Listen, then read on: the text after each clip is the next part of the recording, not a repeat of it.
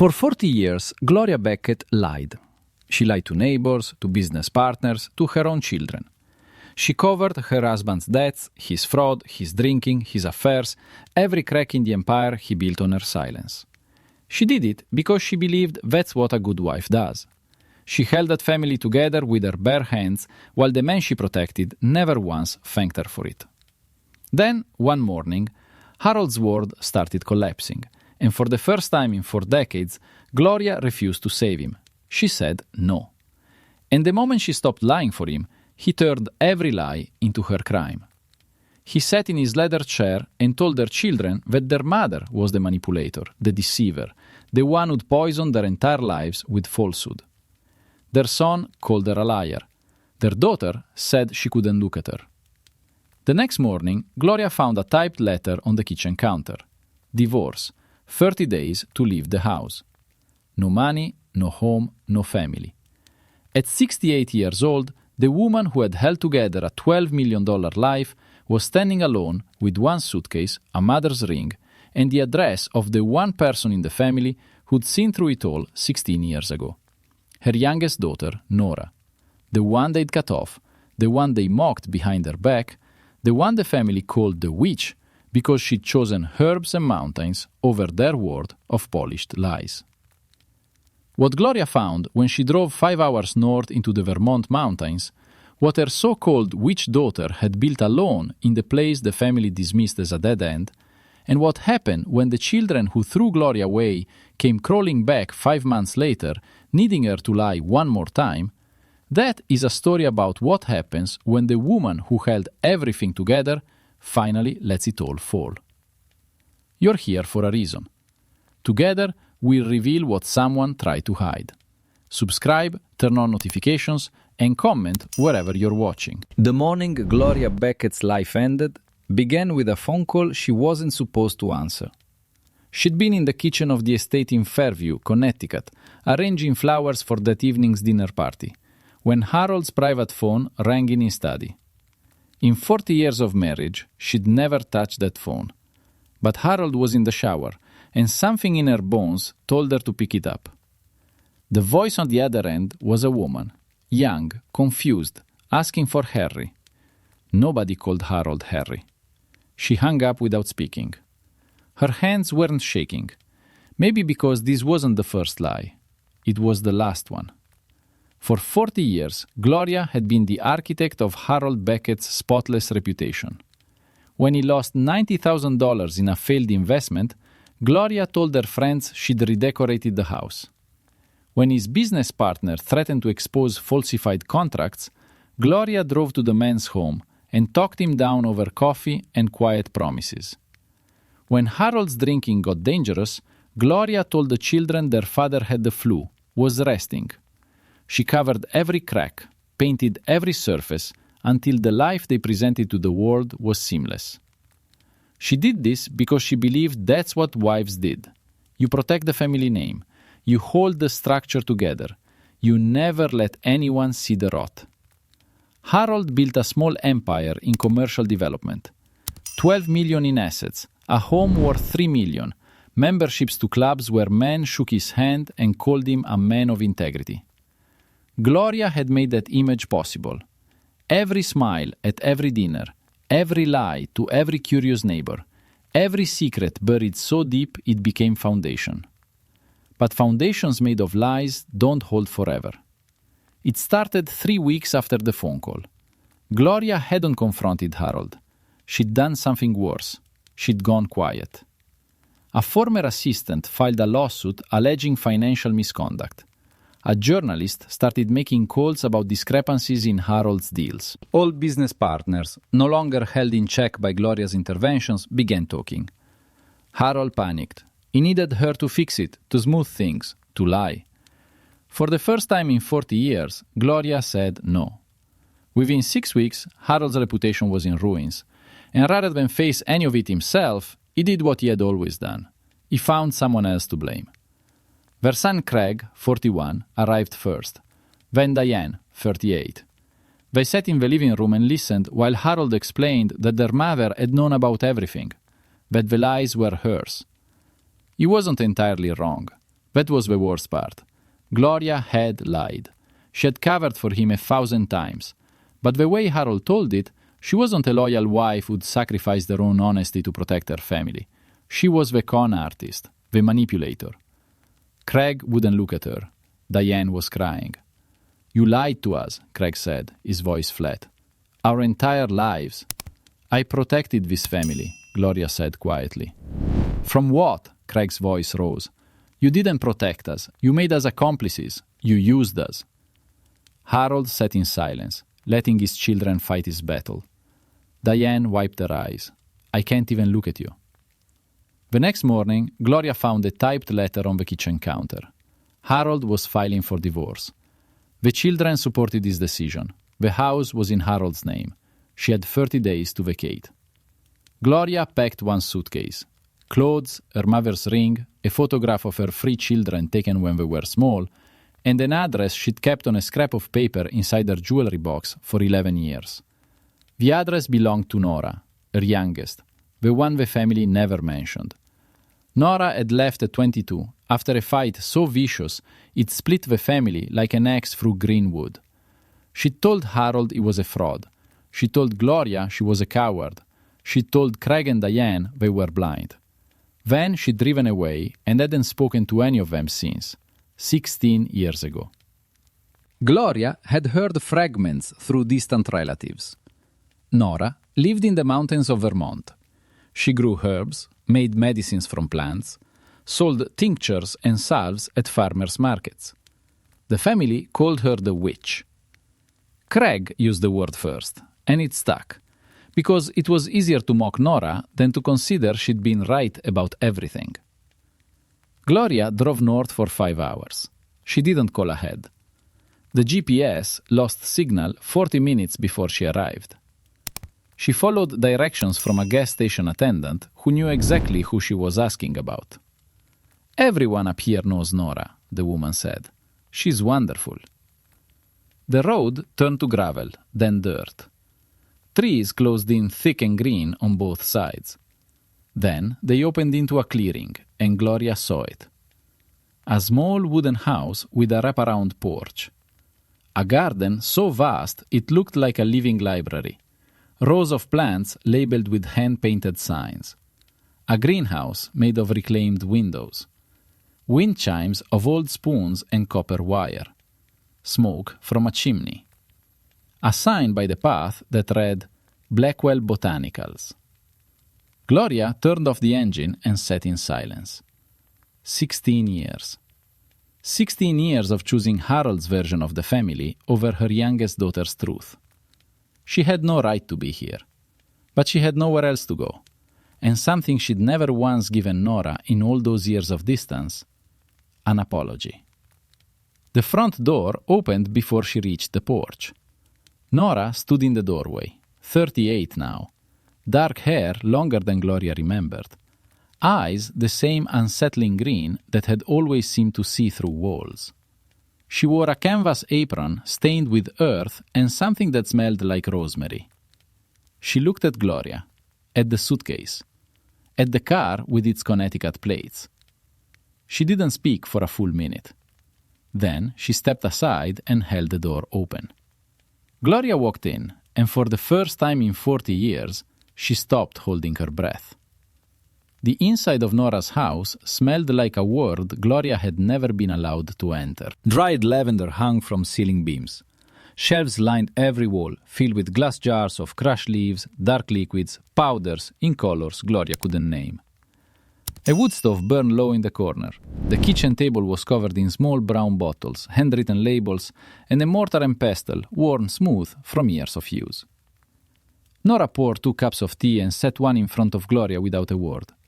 They sat across from each other in silence.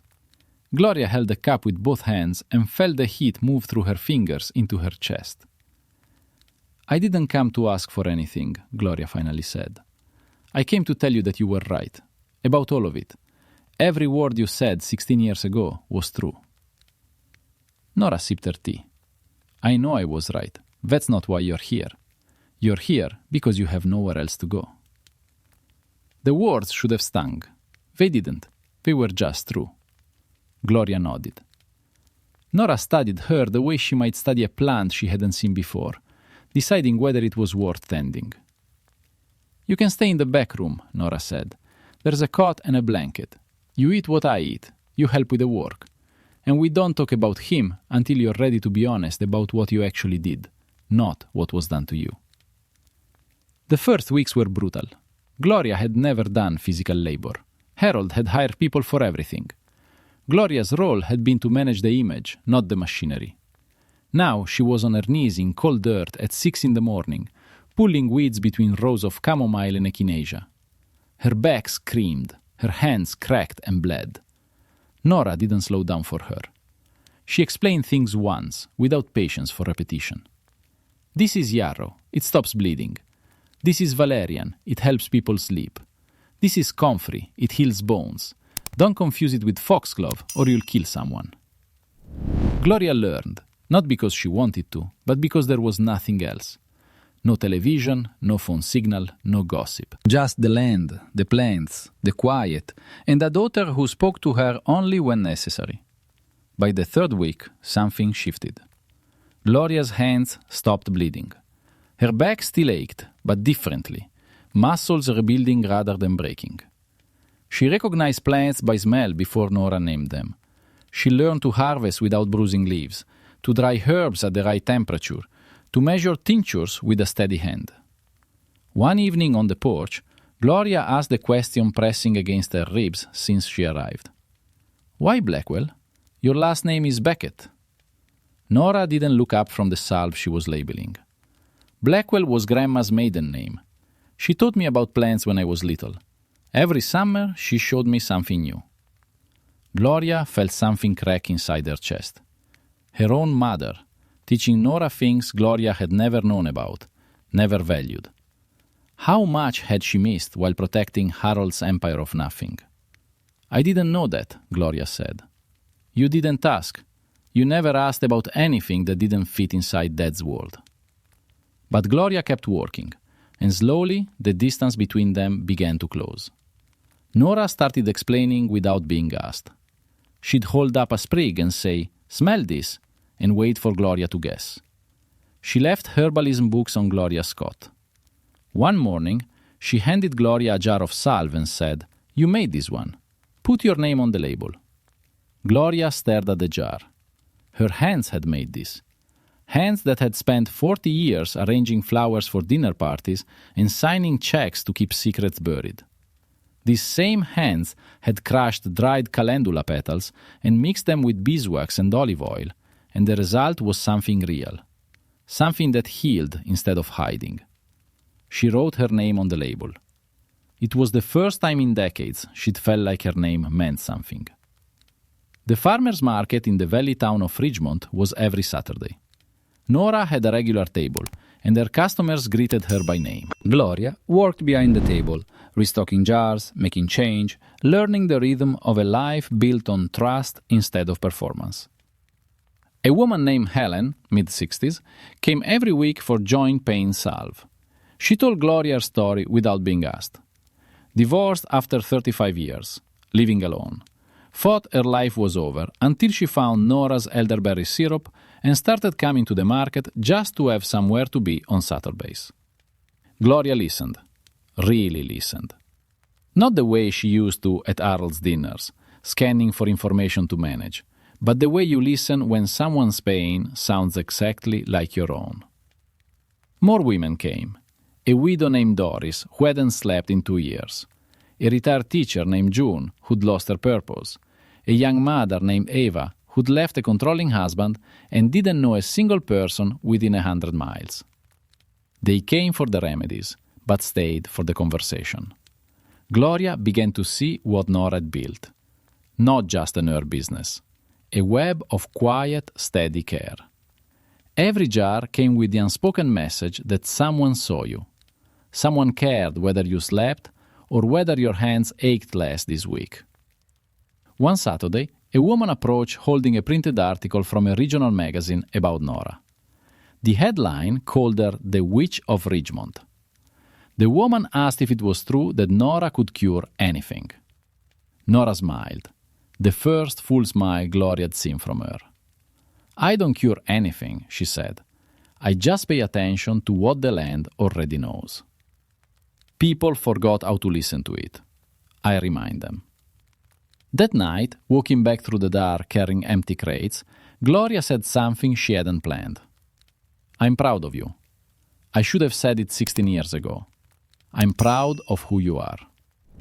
Nora kept walking, but after a moment she reached over and took one of the crates from Gloria's arms. Not because Gloria couldn't carry it, because she didn't have to carry everything alone anymore. 5 months after Gloria arrived with one suitcase and nothing else, a black SUV turned onto the dirt road. Gloria was in the greenhouse transplanting seedlings when she heard the engine. She knew that sound. Craig had driven the same model for years. She wiped her hands and stepped outside. Craig and Diane stood by the SUV, looking at the property the way tourists look at something quaint but would never touch. Diane was in heels that sank into the soft ground. Craig wore a suit, which meant he'd come straight from work, which meant this was planned.